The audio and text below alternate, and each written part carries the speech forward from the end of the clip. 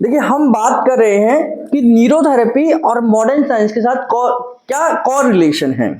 और मैंने आपको बताया कि न्यूरोथेरेपी का डेवलपमेंट गुरुजी ने इस तरीके से करा कि जो मेडिकल साइंस ने हमें रिसर्च करके दी है, मेडिकल साइंस ने जो हमें जानकारी दी है, उसका बेनिफिट हमने न्यूरोथेरेपी में उठाया है। तो उसमें से ही एक और रिसर्च हमारे सामने आई कि मेडिकल साइंस ने कहा कि हर मुख्य केमिकल या हार्मोन या एंजाइम हमारे शरीर के लिए जो भी जरूरी है, मुख्य का मतलब है कि जिनके बिना हमारा शरीर नहीं चल सकता है, जिनके बिना हम नॉर्मल नहीं रह सकते हैं, है ना। बालों को बनाने वाला एंजाइम अगर खत्म हो जाए तो कोई दिक्कत नहीं, बालों के बिना भी हम रह सकते हैं, है ना। लेकिन जो हम बताने वाले हैं उनके बिना आदमी नॉर्मल नहीं रह सकता। तो उन्होंने कहा कि हर मुख्य केमिकल दो या दो से अधिक जगहों पर बनता है। जो वो केमिकल हैं जिनके बिना शरीर नॉर्मल नहीं रह सकता व्यक्ति, तो उन सब केमिकल या हार्मोन्स को शरीर में भगवान ने दो जगहों पर बनाया है। कि भगवान भी जानता था कभी एक चीज खराब हो जाए तो दूसरी जगह से वो निकलता रहे और शरीर का बचाव तो हो जाए, आदमी एक जगह से निकल खत्म होते ही परमानेंट मेरे पास ना आ जाए, है ना। तो भगवान ने कहा कि वो दूसरी जगह से निकलता रहे और वो शरीर का काम चलता रहे। तो ये जानकारी हमें किसने दी? मेडिकल साइंस ने। मेडिकल साइंस ने कहा कि शरीर के अंदर हर मुख्य केमिकल दो या दो से अधिक जगहों पर बनता है। ये मेडिकल साइंस की रिसर्च है। तो गुरुजी ने इसको पढ़ा, तो गुरुजी ने कहा कि अगर कोई पेशेंट हमारे पास आता है और वो केमिकल उसका मेन जगह से नहीं बन रहा और उसकी वजह से उसको बीमारी हो गई, तो हम क्यों ना दूसरी जगह पर काम करें और दूसरी जगह से उस केमिकल को बनाकर उस बीमारी का समाधान करें, है ना। तो ये हमारे लिए काम हो गया, हमारे लिए प्रोजेक्ट हो गया। लेकिन जब ये काम हो रहा था तो मेडिकल साइंस ने ये भी बताया कि जो उसकी एक मेन जगह होगी और एक सेकेंडरी जगह होगी, है ना। एक तो मेन जगह से वो निकलेगा और दूसरा सेकेंडरी जगह से निकलेगा। तो मेन जगह से वो केमिकल निकलता है 80%, तो सेकेंडरी जगह से केवल वो 20% ही निकलेगा। लेकिन निकलेगा और शरीर का बचाव कर लेगा कि उसे कोई खतरनाक पोजीशन से पहुंचने से बचा लेगा। अब उन्होंने उदाहरण दिया, जैसे अब उदाहरण से कैसे समझेंगे? एक हमारा एरिथ्रोपोइटिन है, एरिथ्रोपोइटिन है। ये क्या करता है एरिथ्रोपोइटिन? ये हमारा ब्लड फॉर्मेशन के लिए जरूरी हार्मोन है, ये जरूरी हार्मोन है। ये हार्मोन निकलता है, बोन मैरो के पास जाता है और बोन मैरो तब जाकर हमारी ब्लड को बनाती है। हमने ब्लड का चैप्टर जो पढ़कर आ रहे हैं उन्हें पता ही होगा कि हमारा ब्लड कहाँ बनता है, बोन मैरो के पास बनता है। तो बोन मैरो का काम क्या है? ब्लड को बनाना। बोन मैरो किसका ऑर्डर का इंतजार करेगा? एरिथ्रोपोइटिन जब आएगा हमारे पास हम ब्लड बनाएंगे, एरिथ्रोपोइटिन आएगा हम ब्लड बनाएंगे, एरिथ्रोपोइटिन आएगा हम ब्लड बनाएंगे। अगर एरिथ्रोपोइटिन छुट्टी पर चला गया तो हम ब्लड नहीं बनाएंगे, है ना। और ब्लड नहीं बनाएंगे तो 120 दिन बाद हमारा काम तमाम हो जाएगा, है ना। तो इसलिए एरिथ्रोपोइटिन रोज निकलता है और रोज बोन मैरो को कहता है कि आपको ब्लड बनाना है ना, ब्लड बनाना है। अब ये एरिथ्रोपोइटिन निकलता कहां से? ये निकलता है किडनी से। कहां से निकलता है? किडनी से, है ना।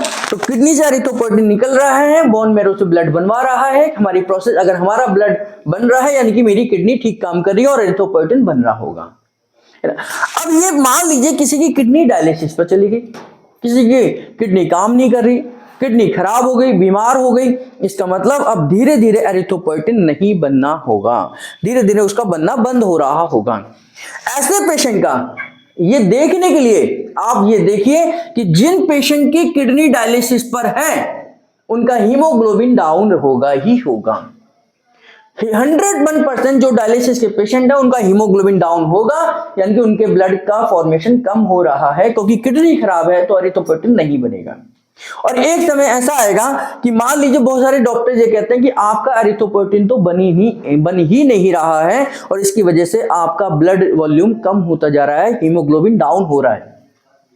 तो उस केस में हमारे पास पेशेंट आएगा तो हमें ये जानकारी पहले डॉक्टर ने बताई हुई है, मेडिकल साइंस ने बताई है कि हर मुख्य केमिकल दो या दो से अधिक जगहों पर बनता है और अगर शरीर का हमें बचाव करना है तो दूसरी जगह से हम उसको स्टिमुलेट करें और वो बचाव हो जाएगा। तो जब न्यूरोथेरेपिस्ट के पास आएगा तो गुरुजी ने न्यूरोथेरेपिस्ट को बता रखा है कि एरिथ्रोपोइटिन 80% तो किडनी में बनता है, 20% लिवर में भी बनता है। तो हमारे पास जब आएगा पेशेंट तो 80% वाला तो मामला बन नहीं रहा। अब आदमी के सामने या तो डू एंड डाई है, यानी कि वो तो खत्म ही हो जाएगा जब उसका हीमोग्लोबिन नहीं होगा, तो उसका ब्लड ही नहीं होगा। तो अल्टीमेटली एक न्यूरोथेरेपिस्ट क्या करेगा, लीवर पर फोकस करना शुरू कर देगा और लीवर को ज्यादा से ज्यादा स्टिमुलेट करेगा, ज्यादा से ज्यादा उसे स्टिमुलेट करेगा, लीवर के लिए पॉइंट देगा, लीवर डिटॉक्सिफिकेशन फॉर्मूला देगा। तो जितने भी फॉर्मूले हमारे लीवर के लिए हो सकते हैं हम उस पर काम करेंगे। और लीवर जब स्टिमुलेट होगा तो लीवर ये देखेगा मुझे स्टिमुलेट क्यों करा जा रहा है, यानी कि मेरी कहीं ना कहीं कोई आवश्यकता है, मेरी कोई जरूरत है। तो लीवर एकमात्र ऐसा ऑर्गन है जो पूरी बॉडी को एक ही जगह बैठे बैठे देख सकता है। तो उसे समझ आएगा कि हमारी किडनी से एरिथ्रोपोइटिन नहीं बन रहा है, तो अल्टीमेटली लीवर क्या बनाएगा, एरिथ्रोपोइटिन बनाएगा। और ऐसे बहुत सारे केसेस हमारे सामने हुए हैं जिनका हीमोग्लोबिन जब हमारे पास वो आए तो बहुत डाउन था, धीरे धीरे जब हमने लीवर का ट्रीटमेंट दिया है तो उनका हीमोग्लोबिन बढ़ा है। तो इसका अल्टीमेटली हम क्या कह सकते हैं कि हमने लीवर को स्टिमुलेट कर कर एरिथ्रोपोइटिन बनाया, क्योंकि ये जानकारी हमारे पास किसने दी है, मेडिकल साइंस ने। और मेडिकल साइंस झूठ नहीं बोलती। एक अच्छी बात यही है उसकी कि वो झूठ नहीं बोलती, वो सच कितना बता पाती है ये अलग बात है, लेकिन जितना वो सच बता रही है वो 100% सच है ना। अब वो लीवर के कितने फंक्शन बता पा रही है ये अलग बात है, लेकिन जितने बता रही है उतने तो होते ही हैं ना। तो कितना सच वो जानती है अलग बात है, लेकिन जितना सच वो जानती है वो 100% जानती है। तो मेडिकल साइंस ने बताया कि 80% हमारे जो एरिथ्रोपोइटिन है वो किडनी में बनता है, 20% लीवर में बनता है। लेकिन मेडिकल साइंस इसका यूज नहीं कर पाती है, उनके पास कोई स्टिमुलेटर दवाइयां नहीं है, यानी कि वो लीवर को स्टिमुलेट करें या लीवर से कहें कि एरिथ्रोपोइटिन में। हमारे पास क्या, हम वो मेडिकल साइंस हैं जो हम दवाई पे काम नहीं करते, हम ऑर्गन पे काम करते हैं, हम सर्कुलेशन पे काम करते हैं। तो लीवर को स्टिमुलेट करेंगे तो एरिथ्रोपोइटिन बनेगा, और एरिथ्रोपोइटिन बनेगा तो इस व्यक्ति की जान बच जाएगी, है ना। तो हम न्यूरोथेरेपी में क्या करते हैं कि मेडिकल साइंस की उस रिसर्च का फायदा उठाते हैं कि हर वो मुख्य केमिकल जो शरीर के लिए जरूरी है वो 2 या 2 से अधिक जगहों पे बनता है। हम एक जगह से अगर वो केमिकल नहीं बन रहा है तो दूसरी जगह से निकाल कर उस शरीर में उस शरीर का बचाव करते हैं कि वो इमरजेंसी कंडीशन में ना चला जाए। एक उदाहरण, ऐसा एक नहीं है, बहुत सारे उदाहरण हैं। एक और उदाहरण देता हूं, जैसे डोपामाइन। ये जो डोपामाइन है ये ब्रेन का केमिकल है। इस डोपामाइन का काम है कि मैं अगर हाथ को ऐसे कर रहा हूं तो मेरा हाथ हिल तो नहीं रहा ना, दोनों ठीक ठाक है, यानी कि मेरा डोपामाइन बिल्कुल ठीक बन रहा है। बहुत सारे लोग आपने देखोगे ऐसे ऐसे ऐसे ऐसे हिलते हैं, अगर वो ऐसे करें तो ऐसे ऐसे हिल रहे हैं, तो यानी कि उनका डोपामाइन कम बन रहा है। यानी कि जब तक मेरा डोपामाइन ठीक है मैं हाथों को ऐसे रखूंगा और ये बिल्कुल ऐसे ही रहेंगे, ऐसे ऐसे नहीं कांपेंगे मेरे, ठंड की वजह से नहीं, गर्मी में भी नहीं कांपेंगे, है ना। कोई कह सकता है मेरे ठंड में कांप रहे हैं, तो गर्मी में भी तो नहीं कांपने चाहिए। तो अगर ये डोपामाइन आपका नहीं बन रहा है तो ये कांपते हैं, और इस बीमारी को हम पार्किंसन कहते हैं। क्या कहते हैं? पार्किंसन की बीमारी कहते हैं। तो पार्किंसन की बीमारी का मतलब है कि आपका डोपामाइन नहीं बन रहा। पार्किंसन आएगी ही तब जब आपका डोपामाइन नहीं बन रहा। अब वो पेशेंट हमारे पास आता है ना, या तो डॉक्टर के पास जाएगा, वो हमारे पास आएगा। डॉक्टर के पास जाएगा तो डॉक्टर क्या करता है, उसको सिनडोपा नामक एक मेडिसिन देता है। सिनडोपा मेडिसिन क्या करती है, जैसे आप मेडिसिन खाते हैं सिनडोपा अंदर जाती है और वो डोपामाइन में कन्वर्ट होती है, और वही काम वो केमिकल करता है जो डोपामाइन कर रहा है। जब तक उस केमिकल का असर होगा तब तक आपके हाथ पर बिल्कुल ठीक ठाक रहेंगे। जैसे उस मेडिसिन का असर खत्म होगा फिर वो दोबारा से हिलने लग जाएंगे। तो ये तो टेम्परेरी इलाज हुआ, है ना। अब अल्टीमेटली और क्या होता है इसमें कि वो 1 महीने ये काम करेगा तो ठीक है, आज उसको 10 mg की डोपा ले रहा है, कल उसे 20 की जरूरत पड़ेगी, फिर 40 की पड़ेगी, फिर 50 की पड़ेगी, ऐसे वो उसकी डोज बढ़ती चली जाएगी। और अल्टीमेटली इसका साइड इफेक्ट क्या होता है कि पेशेंट पार्किंसन से निकलकर कोरिया डिजीज में चला जाता है, यानी कि एक बीमारी से निकलता है दूसरी बीमारी में घुस जाता है। यानी कि आज उसके हाथ ऐसे ना, तो अब ये ऐसे तो नहीं होंगे, लेकिन अब ये ऐसे भी नहीं होंगे, यानी कि उसके नीचे की प्रोसेस भी स्लो हो जाएगी। तो उसकी जो मूवमेंट जो फास्ट थी वो इतनी स्लो हो जाएगी कि मैं खाना खाने ऐसे करता हूं तो अब वो खाना खाएगा ऐसे करके, तो इतना टाइम उसे लग जाए। इसको बोलते हैं कि side effect of dopamine is Korea disease बन जाती है ना, यानी कि मेडिसिन के साइड इफेक्ट से उसको कोरिया हो गई। तो इसलिए न्यूरोथेरेपिस्ट को यह भी ध्यान करना है कि अगर हमारे पास पेशेंट आ रहा है डायग्नोज पार्किंसन है, लेकिन अगर वो सालों से डोपामाइन ले रहा है तो हमें उसके साइड इफेक्ट को भी खत्म करना है, तब जाकर हम पार्किंसन पे काम कर पाएंगे। हमारी कोर्स में ये पूरा कॉन्सेप्ट है कि हम कौन कौन से फार्मूले देंगे। अब डोपामाइन जो बन रहा है ये ब्रेन से बन रहा है।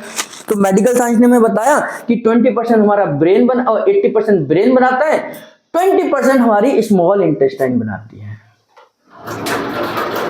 स्मॉल इंटेस्टाइन बनाती है।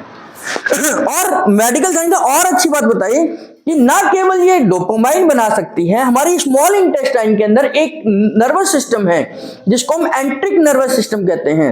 आप गूगल से पूछेंगे, गूगल अंकल आपको बताएंगे कि एंट्रिक नर्वस सिस्टम हमारे स्मॉल इंटेस्टाइन का नर्वस सिस्टम है। हमारी स्मॉल इंटेस्टाइन बहुत जादूगरी चीज है, बहुत बड़े काम की चीज है कि हमारी स्मॉल इंटेस्टाइन के अंदर एक नर्वस सिस्टम है, छोटा सा नर्वस सिस्टम है जिसको हम एंट्रिक नर्वस सिस्टम कहते हैं। और उस एंट्रिक नर्वस सिस्टम से हर वो केमिकल बन सकता है जो ब्रेन बनाता है, हर वो केमिकल बन सकता है जो ब्रेन बनाता है। तो ब्रेन हमारा डोपामाइन बनाता था, तो हमने स्मॉल इंटेस्टाइन को स्टिमुलेट कर फिर डोपामाइन को बनाना शुरू करा। और इसके लिए हम क्या करते हैं, 12 गैस आई वाला पॉइंट देते हैं, 12 गैस आई का पॉइंट देते हैं। हमने 12 गैस आई दिए। मैंने एक वीडियो आप अपलोड करी थी शॉर्ट्स में। मैं भी औरंगाबाद गया, औरंगाबाद में गया था, एक पेशेंट आया पार्किंसन का, ऐसे ऐसे कांप रहा, ऐसे ऐसे हाथ थे। केवल हमने उसे नॉर्मल एज ए नॉर्मल और 12 गैस आई और 20 मेडोला हम डोपामाइन के लिए देते हैं, 20 मेडोला दिया। केवल इतना ही ट्रीटमेंट दिया, इसमें टोटल मिलाकर 10 से 15 मिनट का समय लगा होगा। और इसके बाद हमने दोबारा जो वीडियो बनाई उसके बाद ऐसे ऐसे हो रहे हैं। केवल इतने 10 से 15 मिनट के ट्रीटमेंट से ऐसे ऐसे से ऐसे ऐसे हो रहा है ना, ये आपने देखी होगी। तो उसका मतलब क्या हुआ, और ये दुनिया की कोई ताकत नहीं है कि डोपामाइन के अलावा कोई फॉर्मूला या केमिकल इस मूवमेंट को रोक सकता है। कोई दूसरा केमिकल है ही नहीं, दूसरा केमिकल है ही नहीं। हमने कोई मेडिसिन नहीं दी, हमने कोई उसे एक्सरसाइज नहीं कराई, हमने तो सिंपल वो लेटा ही तो है, हमने ये ट्रीटमेंट दिया। तो क्या हम ये नहीं कह सकते कि हमने 15 मिनट के अंदर डोपामाइन बना दिया? हाँ, अब वो कितनी देर बनेगा, बना तो नेचुरल ही ना, कोई हमने इंजेक्शन नहीं दी, कोई मेडिसिन नहीं दी, कोई कुछ नहीं दिया, लेकिन 15 से 20 मिनट में हमने डोपामाइन बनाया। और डोपामाइन बनाया, उसका रिजल्ट है आपके सामने, हमने वीडियो बनाई, है ना। ये भी नहीं है कि भाई हमने कुछ और करा उसके साथ, सिर्फ यही ट्रीटमेंट देकर उसका करा। यानी कि गुरुजी ने जो हमें पढ़ाया वो बिल्कुल सही पढ़ाया कि हम स्मॉल इंटेस्टाइन को स्टिमुलेट कर हम ब्रेन को उन केमिकल्स को बना सकते हैं जो ब्रेन 80% बनाता है, 20% वो बनाती है। तो ये दूसरा है उदाहरण है इसका। एक और उदाहरण देता हूं, अगर ये डोपामाइन नहीं बनता तो क्या हो जाता, पार्किंसन हो जाता है ना, पार्किंसन। अब वो व्यक्ति बेचारा पार्किंसन से ही पीड़ित रहता। तो ये एक जरूरी हार्मोन है जिसको हम डोपामाइन कहते हैं, जिसको हम स्मॉल इंटेस्टाइन से बनाते हैं। पार्किंसन में बॉडी पकड़ने कब लगती है, जब एक्सेस डोज डोपामाइन की चली जाती है। तो यानी कि अब उसकी नॉर्मल मूवमेंट भी खत्म हो गई है, हम रोकना चाह रहे हैं, वो रोकने से भी ज्यादा रुक गया है।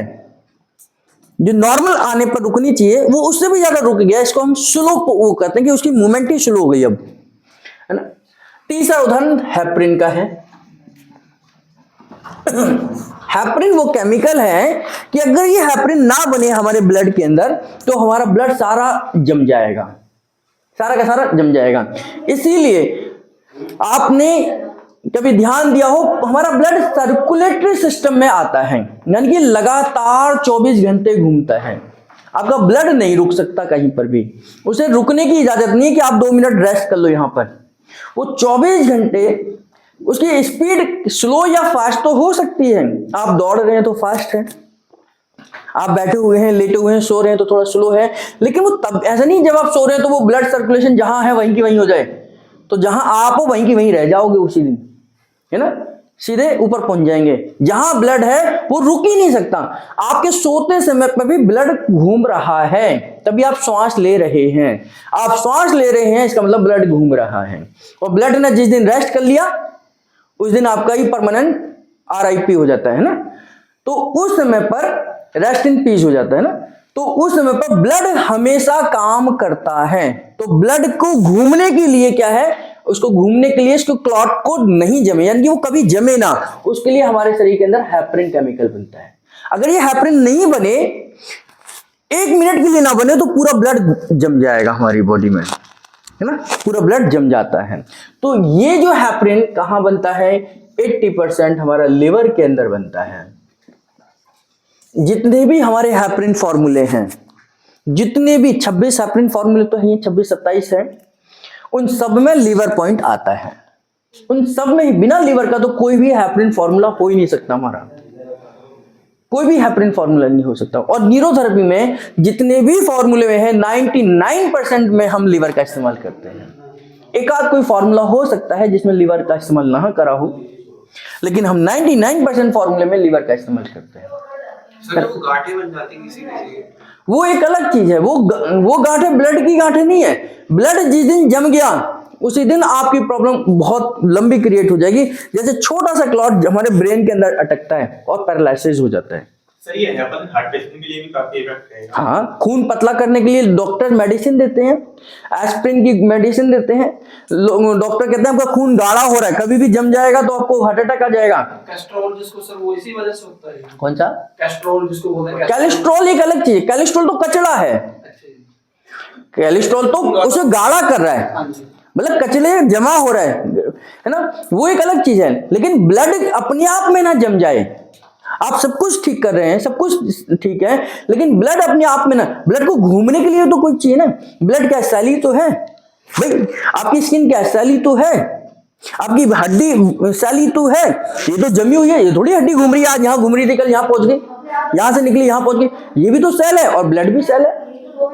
ये ऑस्टियोब्लास्ट सेल है, वो हमारी आरबीसी, डब्ल्यूबीसी और प्लेटलेट है, वो भी तो सेल है। लेकिन वो सेल कैसे है कि ये लगातार, ये टिश्यूज है, देखिए ये टिश्यूज है, ब्लड भी टिश्यूज है। तो ब्लड एक ऐसा टिश्यूज है जो लगातार सर्कुलेट होता है। Blood is a connected tissues जो कंटिन्यूसली 24 घंटे लगातार सर्कुलेशन में है। ब्लड पूरी बॉडी में केवल फ्रैक्शन ऑफ सेकंड के लिए 2 जगह रुकता है, केवल सेकंड्स के लिए, 1 या 2 सेकंड के लिए, और उससे भी कम समय में केवल 2 ही जगह रुकता है। एक लिवर में रुकता है और एक लंग्स में रुकता है। एक लिवर में रुकता है, एक लंग्स में रुकता है। लिवर में जब वो रुकता है, क्योंकि लिवर क्या है, ब्लड को प्यूरिफाई करता है, ब्लड को फिल्टर करता है, तो वो देखता है कि कहीं कोई कचड़ा वचड़ा तो नहीं है, कोई ऐसी चीज तो नहीं। तो इसलिए लिवर के पास ऑलरेडी क्या है, हैपरिन बनाने की ताकत है। तो वह इतनी ज्यादा मात्रा में हैपरिन बनाता है जब अपने पास रोकता है कि रुकेगा तो सही, लेकिन ये जमना नहीं चाहिए। जैसे हम क्या कहते हैं, पद यात्रा करते हैं, है ना, हमने कोई झंडा उठाते हैं, हम क्या करते हैं, पैदल चलते हैं, और बीच में कोई ट्रैफिक आ जाए तो फिर क्या करते हैं, वहीं खड़े होके चलते रहते हैं, पैरों को चलाते रहते हैं कि हमें रुकना नहीं है। कोई पैर चलने आपके रुकने नहीं है, करते हैं, ऐसे ही करते हैं कि जहां कोई ट्रैफिक आ जाए तो वो वहीं चलता रहता है बेचारा, तो पैर नहीं रुकने हैं। तो ब्लड क्लॉट अगर हो गया तो फिर लिवर में क्लॉट हो जाएगा, लिवर फेल हो जाएगा आपका। तो लिवर क्या करता है, हैपरिन बनाता है, और यही हैपरिन हमारा कहाँ बनता है, लंग्स में बनता है। हमारा लंग्स में हैपरिन बनता है, इसलिए ब्लड हमारा लंग्स में रुकता है जब एक्सचेंज ऑफ गैसेज हो रही है। भाई चलते चलते थोड़ी कोई एक्सचेंज ऑफ गैसेज कर देगा, उसे रुकना पड़ेगा एल्वेलाई और ब्लड कैपिलरीज के बीच में। जब एक्सचेंज ऑफ गैसेज होता है कि ऑक्सीजन ब्लड में आती है और ब्लड से कार्बन डाइऑक्साइड जाती है, तो उतनी देर के लिए ब्लड रुकता है। जब वो रुकता है तो लिवर को पता, लंग्स को पता है कि यहां आकर ब्लड रुकेगा, फ्रैक्शन ऑफ सेकंड के लिए रुकेगा, तो वो क्या करता है, पहले से ही हैपरिन बनाकर रखता है कि ब्लड जम ना जाए। तो ये अब हमें पता चल गई कि भाई लिवर हैपरिन बनाता है और लंग्स हैपरिन बनाता है। तो उस समय पर हम जितने भी पेशेंट हमारे पास आते हैं जिनको डॉक्टर ने ये कहा रखा है कि आपका ब्लड गाढ़ा हो रहा है, ब्लड को थिन करने की जरूरत है, पतला करने की जरूरत है, जिनको डॉक्टर ने ब्लड थिनर दे रखी है मेडिसिन, उनके लिए हम एक फॉर्मूला यूज करते हैं जिसका नाम पी हैपरिन है। इसका नाम ही प्लाज्मिन हैपरिन है। इस फॉर्मूले से हम हैपरिन ही बनाते हैं, लिवर से बनाते हैं, हम लंग्स से बनाते हैं, और दोनों ही पॉइंट हमारे पी हैपरिन में आते हैं, है ना। तो पी हैपरिन में 8 पेन 7 लिवर 8 चेस्ट ओनली का इस्तेमाल करते हैं। तो भगवान ने हमारे हर वो केमिकल जो हमारे लिए जरूरी है, हर वो केमिकल, अब उसमें रिसर्च चल रही है और कौन से कहां क्या बनते हैं। ये मेडिकल साइंस की तरक्की है कि धीरे धीरे करके हमें बता रही है कि सेरोटोनिन हमारी काफ मसल से बनता है। ब्रेन से भी काफ बन सकता है, ब्रेन से तो बनता ही है सेरोटोनिन, हमारी काफ मसल्स भी सेरोटोनिन को रिलीज करती है। ये लेटेस्ट रिसर्च है, तो जितना वो बताती है वो सही बता रही है, अब जितना नहीं जानती तो अलग बात है। इसलिए बॉडी, ह्यूमन बॉडी के बारे में कहा जाता है कि अभी भी हमें इसके बारे में केवल 50% जानकारी है, रिसर्च हो रही है। तो जैसे जैसे वो हमें बताएंगे हम उसका बेनिफिट लेंगे। और न्यूरोथेरेपी ने इस रिसर्च पर काम किया और हमारा जो सेरोटोनिन फॉर्मूला है उसमें हम 20 बैक ऑफ नी देते हैं सेरोटोनिन फॉर्मूले में। तो 20 बैक ऑफ नी हमारी काफ मसल्स पर ही हम काम कर रहे हैं। हमने हैप्पीनेस फॉर्मूले में काफ मसल्स पर काम किया, यानी कि हम नींद लाने के लिए सेरोटोनिन काफ मसल से रिलीज करा रहे हैं, है ना। तो उसका बेनिफिट हम ले रहे हैं, जो हमें मेडिकल साइंस बताती है उसका बेनिफिट हम लेते हैं और उस तरीके के फॉर्मूले रिलीज करते हैं और इस तरीके से हमारा सारा काम होता है। तो यहाँ पर वो मेडिकल साइंस की रिसर्च कि हर वो मुख्य केमिकल 2 या 2 से अधिक जगहों पर बनता है वो हमने यूज करते हैं। और न्यूरोथेरेपी ऐसी बीमारियों में जहां वो केमिकल नहीं बन रहा है और पेशेंट को बीमारी आ चुकी है, उस कंडीशन में दूसरी जगह से उस केमिकल को निकालकर रिलीज कराकर उस बीमारी से व्यक्ति का बचाव करते हैं। सर जो गैंग्लिया